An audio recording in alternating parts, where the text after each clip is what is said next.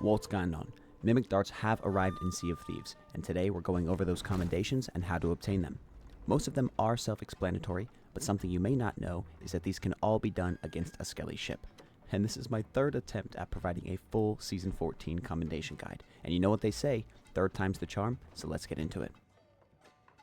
We start off with Smile and Wave, which requires you to use the point emote at the enemy you're mimicking. This is pretty easy, you just need to hit a skelly with the mimic dart, and then use the point emote while facing him.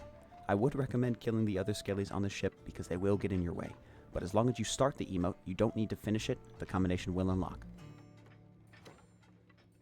Next up is Undercover, which requires you to repair, bail, load cannonballs, or cook while disguised as an enemy on their own ship.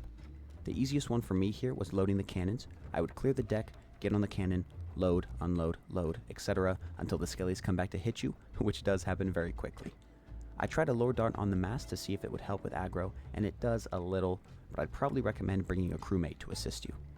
Additionally, if you have a crewmate, they can just shoot the skelly ship with cannons, which will give you plenty of water to bail. Next is Who's Who, which requires you to kill 10 enemies while mimicking them. This one is very straightforward, you'll just need to hit a skelly with a dart and then kill it. The only thing of note here is that it has to be the exact skelly you hit with the dart. Hitting one shadow skelly with a dart is not going to make all of them count for the commendation, so I would recommend that you hit one and kill it quickly so you don't lose track of which one you've mimicked. Lastly, we have Undamaged Doppelganger, which requires you to spend the full duration of the mimic dart aboard the ship without taking any damage. Now, 2 minutes aboard a skelly ship without taking a hit is very hard to pull off, and I strongly recommend you bring a crew member to help you out.